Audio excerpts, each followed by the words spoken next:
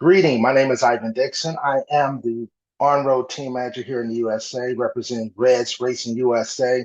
I'm super excited to share with you a comprehensive overview of our Gen 3 ESC. I have two of our team drivers. One is Matt Tomasaw and the other is Jim Ray. We're going to give you the ins and outs on how to fine tune this actual ESC to give you the optimal performance for any of your racing applications. With that being said, let me introduce my first speaker, who is our team driver. He's been with us for a little time. His name is Matt Tomasaw out of La Habra, California. He's been racing since 2010. He started really early, around the age of, if I'm not mistaken, 11. And he's been racing really well for our team here. And he's going to break down exactly the general settings and some other overviews as well. And so I want you to sit back and relax, take notes. This video is absolutely a comprehensive video to help you get up to speed pretty quickly with our Gen 3 ESC. With that being said, I'll see you on the other side. Yes, thank you very much, Ivan. Thank you. So I'm going to be talking about general settings. Under general settings, there's motor rotation, motor pulse, running mode, reverse mode, drive PWM frequency, cutoff voltage, cutoff thermal, BEC output, and AC swap. So motor rotation will switch which way the motor rotates. The default option is counterclockwise, and the option is clockwise. Depending on which way your motor is positioned or is positioned compared to your spur gear, will determine which way your motor will have to rotate. Motor pulls, it's the number of pulls in the motor for a normal on-road 2S battery motor. It's a two-pole motor, and it automatically defaults to the two-pole. Running mode. These are your different drive options that it allows you to turn on and off brake and reverse. The default is forward brake and reverse. The other two options are forward and brake and forward and reverse. Most of the time, you'll just use forward and brake. Reverse mode is if you have reverse mode turned on, this is the number of times you have to hit the reverse trigger or my bad, brake trigger to activate reverse. So it's either the one shot is once and then two shot is hitting it twice. Drive PWM frequency. This is the number of steps when you pull the trigger to get from no power to full power. The lower the number, the more aggressive you'll be, and higher the number, the smoother you'll be. The options is default at 8 kilohertz. The lowest value is 1 kilohertz, and the highest value is 32 kilohertz. Recommendation is driver preference and track dependence.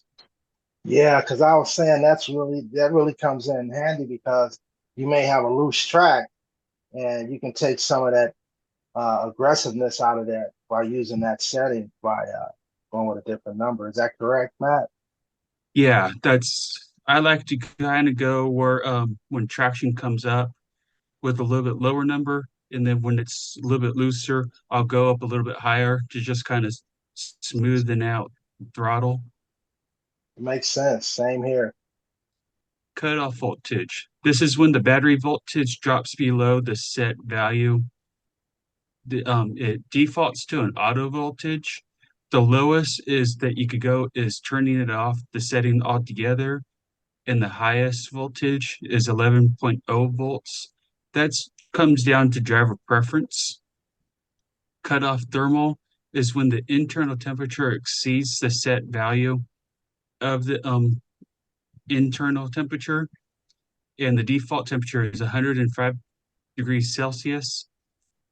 And the lowest you could go is turning it off, and the highest would be 130 degrees Celsius, and that is driver preference.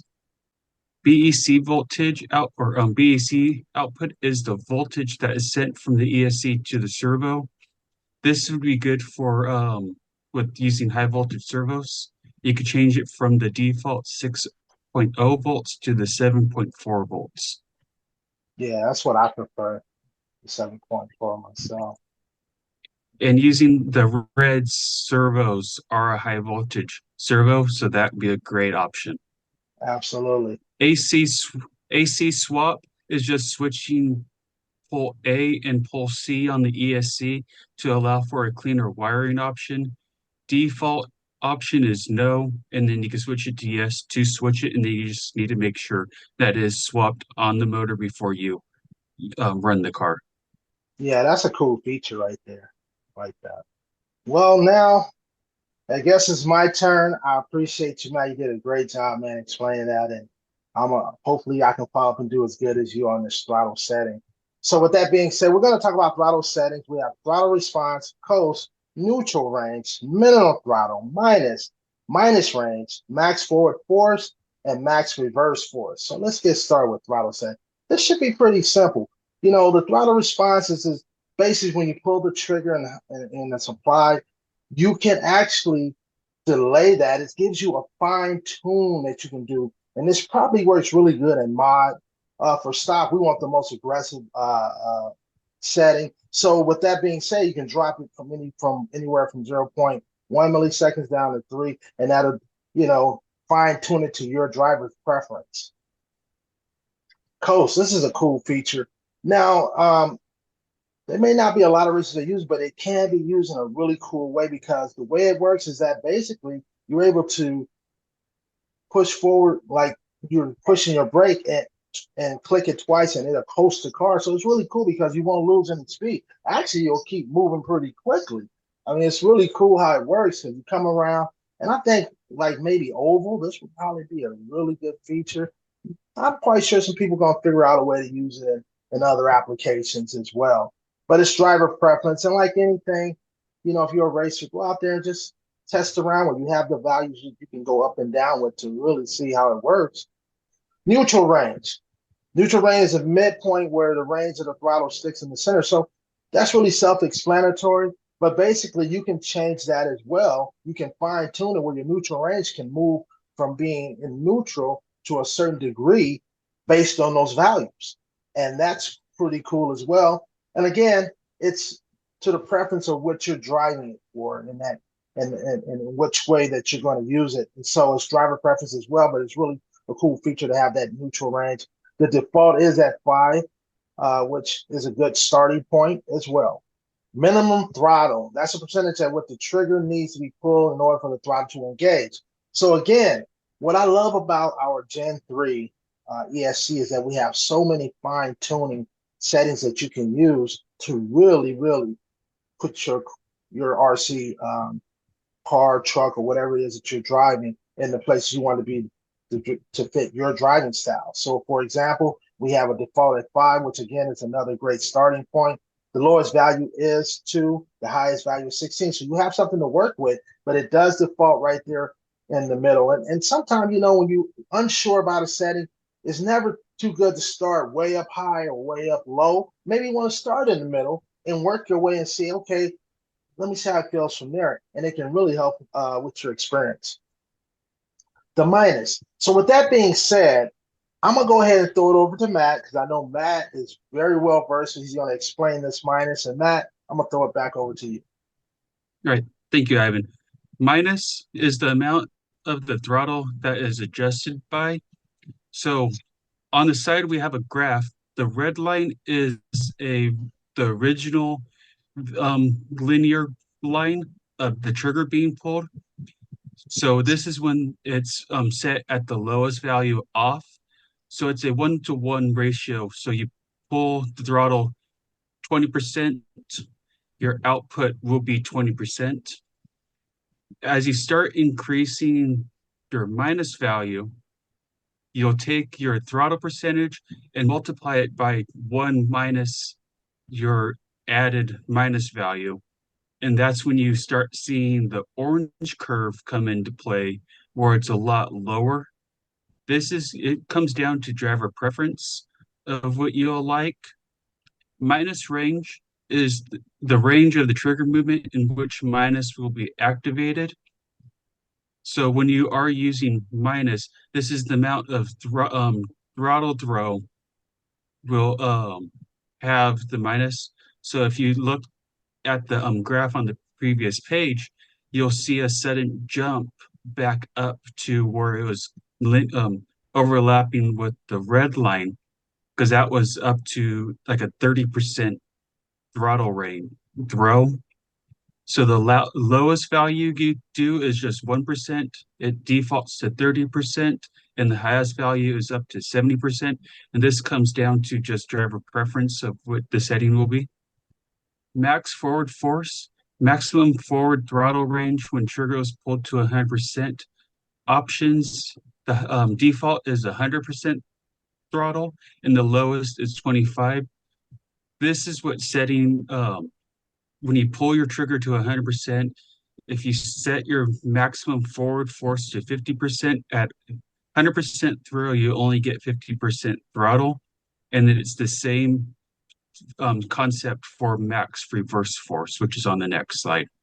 So it's safe to say that's another fine tune that you can do if you don't want that aggressive throttle, in a sense, huh? Because of the fact that you can Yeah, take this would that. be a good for top end to Ah, okay. smoothen out, because this Makes- isn't really going to do much on the bottom end. Got it.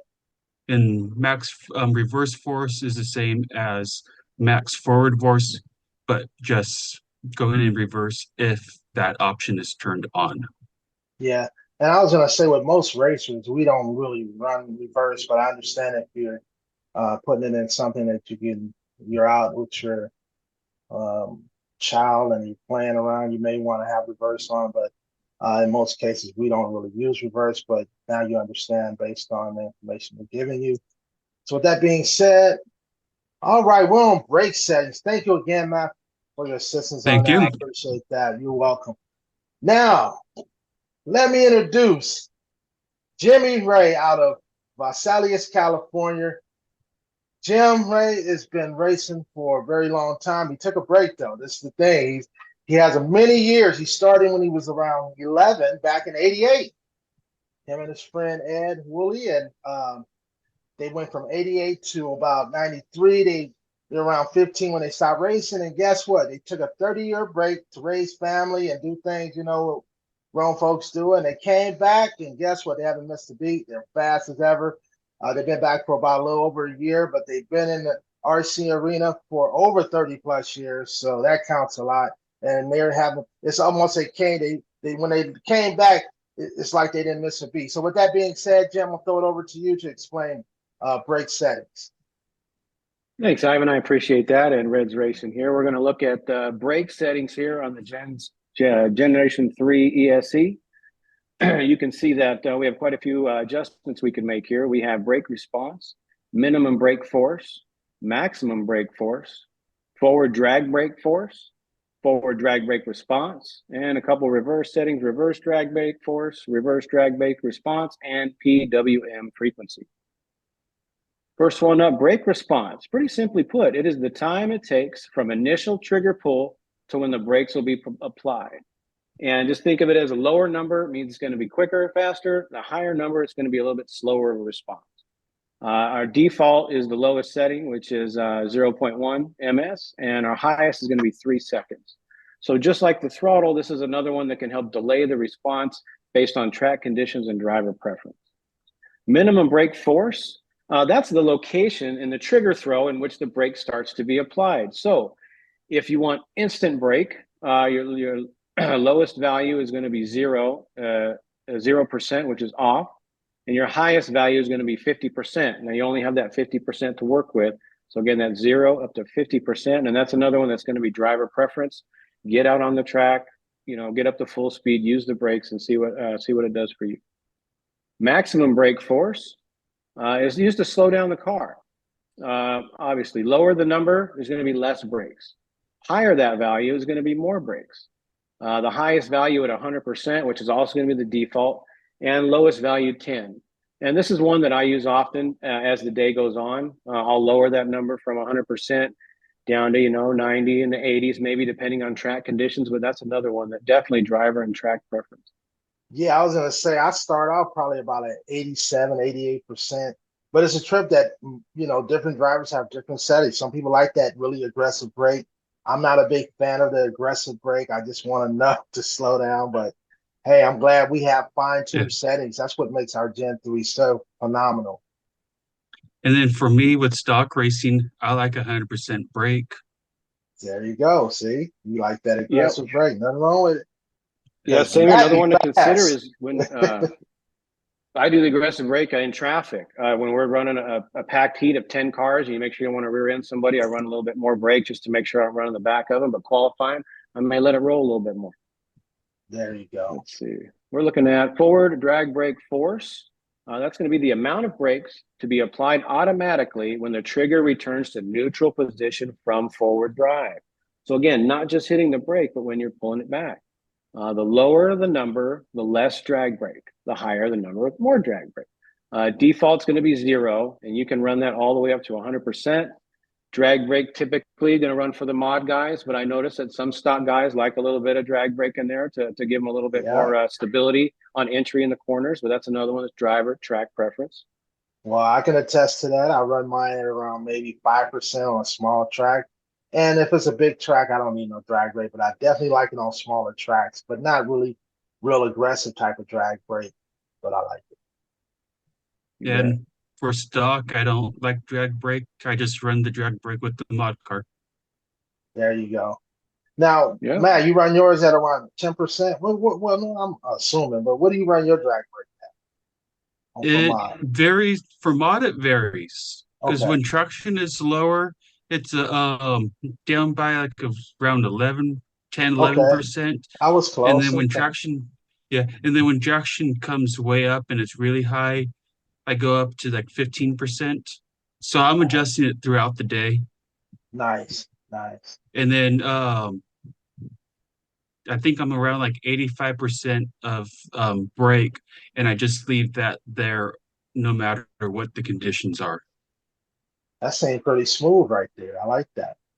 First Yeah. drag brake force is going to be the same as forward, but we're going to do it with the reverse settings. Like we said, if you have someone running reverse off-road, something like that, maybe they want it, we'll go ahead and stick to the Yeah. forward items. And we'll finish with we also have the drag brake response and PWM frequency. Again, PWM, that's the number of steps taken to apply full brake, starting with 0 all the way up to the top end of the brake there. Lower the number is going to be more aggressive.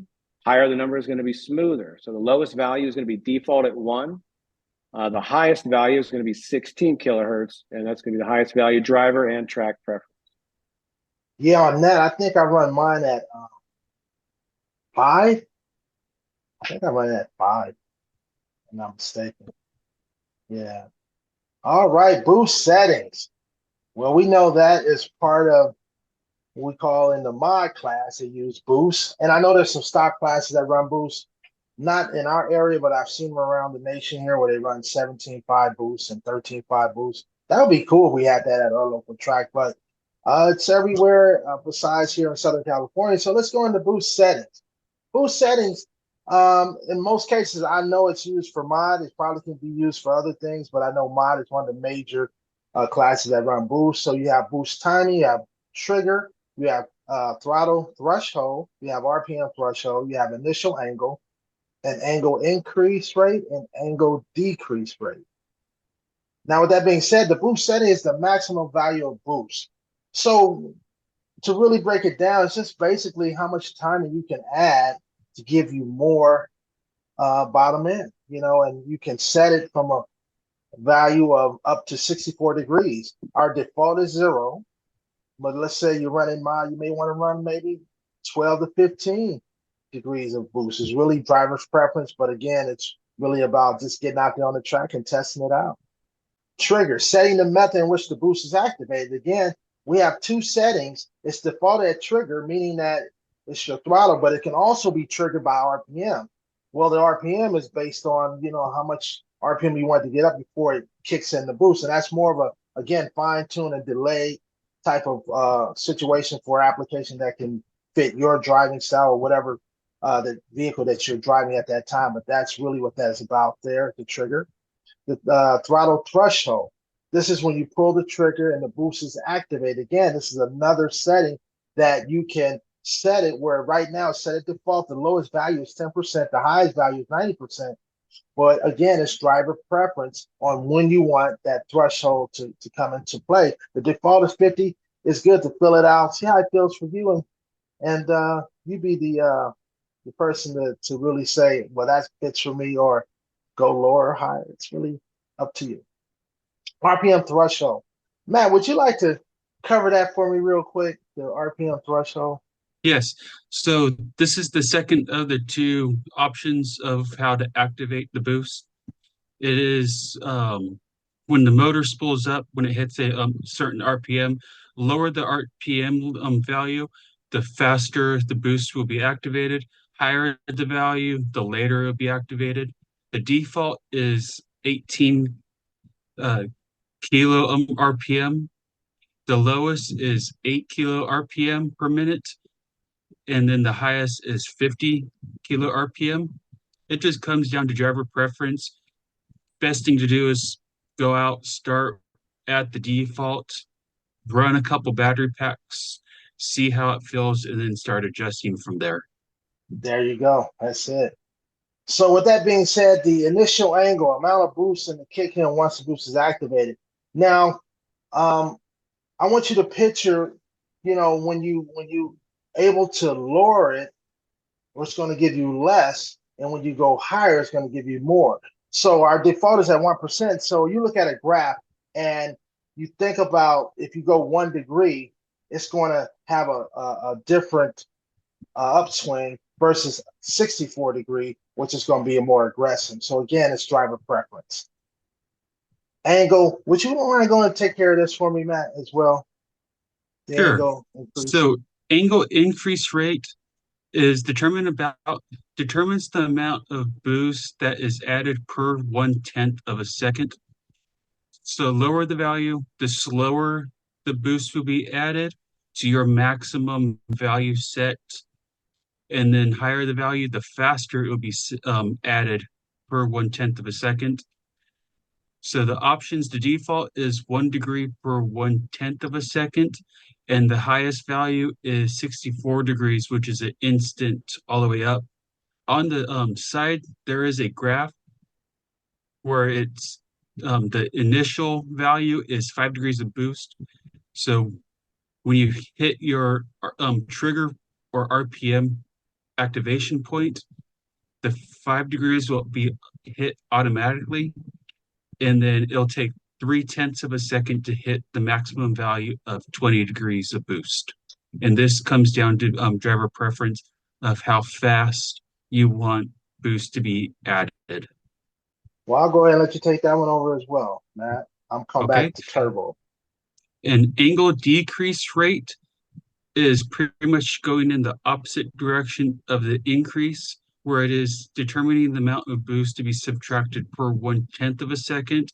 You can have it where you can have boost go faster, be added faster, and boost decrease slower, or vice versa. The default setting is 1 degree per 1/10 of a second, and the highest value is 64 degrees, which is instant. So that will, when you release trigger, it'll cut all boost altogether. And again, there is a graph where it's starting at the 20 degrees, and it has a nice linear decrease up until like 0.2 of a second, and then it decreases because it's decreasing at a faster rate than it was increasing. I was gonna say, there's so many fine-tuned settings that you can do to fit whatever driving application that you're doing. All right, we're coming on to around the corner here to turbo settings. Again, this is another setting that you can use. I know a lot of cats that use this in mod. I've used it in mod. This is something you definitely want to hit that straight away on big track. And so let's talk about turbo settings. We have turbo timing, we have angle increase rate, we have angle decrease rate, and we have delay, and we have delay reload. Now, turbo timing is the time that starts the throttle reaches 100% option. Now, Sometimes you may not want that turbo to kick in too fast. So that's why we have these low values of 0%, which is default. Our highest value is 64. And to give you some really um, insight on how this works is that, like, for example, we had a big track called Steel City out here in Fontana, California, one of the longest straightaways you could probably ever take an electric car on. I know a few of the drivers that were running mod, they had their turbo up to about 36% or 36 degrees. Now, they didn't have it set instantly. They probably had a delay on it as well. I'm kind of ahead of myself, but the turbo time is definitely wants to kick in down that big straightaway so you can really get that speed that you're looking for. Now, the angle rate, how fast the turbo increase per second, throttle at 100%. And this is what I was talking about, how you can have it delay when you come around there because, if everything instant ain't always good because it can actually throw your car off if you're not prepared for that boost of power to come in there. So with this here, you have a low value of 0.1 degree. The default is 2.0 degree, and the highest value is 64 degree instant. And that's what I was saying, that we have it set at a default at 2, so that's a long ways from 64. So it's really driver preference to really fit on the track itself, the conditions. And these are things that you're going to know. But what do we love about the video that we're putting here, that you can play this while you're at the track to really get understanding of what your car is doing and how you get it set, get that setting correct to fit your driving style. Let's talk about angle decrease rate. And it's really the same, but it's in reverse. And with that being said, we have the lower value of 1 degree. Our default is at 3, and our highest value is 64 degree. Again, that's driver preference. Go out there and test it out. Again, this is applications. Most of the time it's for mod. You can probably run it in boost class for some people, but turbo, most of the time, I would say 80% is mod. And is that safe to say? Matt is the more mod driver than I am, but Matt, what do you think the percentage is on people using turbo and mod? Is it about 80% versus people using it in boost class? Yeah, because that's most of the time turbo is strictly the full mod class, That's what I and it's thought. just to Yeah. get us down the straight. The smaller the track is a smaller value, bigger tracks are a higher value. Awesome, awesome. So we have delay here. How long in seconds for the throttle hit 100%? The turbo is activated. Again, this is another fine tuning. What I will again, I'm gonna reiterate, we have such fine tuning that you can really set this up in a way that it makes it comfortable. Because sometimes in my class, it can be really what we call aggressive. So you want some delay in that throttle response. It's not like stop. And so you have the lowest value, which is our default setting at 0, and you have our highest value at 64. Again, it's driver preference. You got to get on the track and just test out how aggressive do you want that trigger to be in, or for that delay to come in, or if you want instant delay, or the higher the number is going to give you more of a delay, lower the number is going to take away the delay. Okay, and that's driver preference again.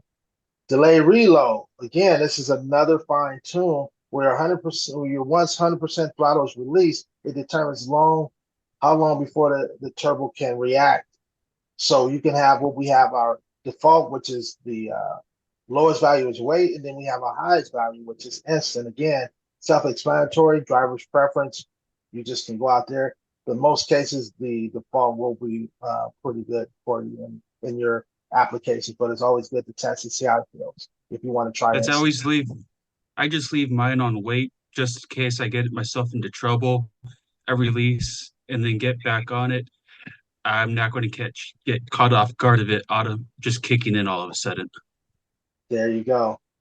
Well, that is the end right there. And if you have any questions, we have racers all over the world. We have racers all here in the United States. I want to thank Reds Racing. I want to thank Reds Racing USA. So if you know a Reds racer at your local track and you need questions answered on your ESC Gen 3 or any ESC or their Gen 2, but if this is really the Gen 3, reach out to that person. They'll be more than happy to help you and assist you at the track. But I am telling you, this is a wonderful ESC. It's very user friendly. It works off of Bluetooth, so everything that we were explaining to you is on the Bluetooth when you download the app. Is there any closing words that you would like to say, Matt or Jim? Yes, just go out, test your ESC with various different settings. You may like something set differently than another local Reds team driver or just another competitor. It all comes down to your personal preference. Yeah, So definitely true. get out and test. I coming in just about a year ago, and coming across a video like this will really help you. So I hope folks enjoy it. Rewind it, watch it again, and then go to your spot about brakes or throttle or whatever, and fine tune those settings at the track. And nothing beats track time, but it's great to have this reference to get you started.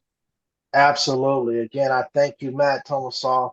I thank you, Jim Ray, for helping and putting this video together. And I know it's going to help a lot of folks that are using our Reds Gen 3. With that being said, we're going to sign out of here. Everyone, make it a great day. Enjoy yourself at the track. Again, if you have any questions, reach out to that driver or anyone that you know that's with Reds, and we'd be more than happy to help. Man, I feel good about that. How about y'all? Y'all feel okay with that? Yeah. Yeah, you're still Okay. recording. Oh, that's fine. Hold Okay. up. You'll edit that out. Yeah, That's even better. Let that roll during the credits. I like that. yeah. Well, this is All not the Good edited, job. everyone, so you got the real deal. There we go. I want to thank you for taking time to watch this video. I want to give a thanks to my team drivers, Matt Tomasoff and Jim Ray, for helping me put this together and produce this video.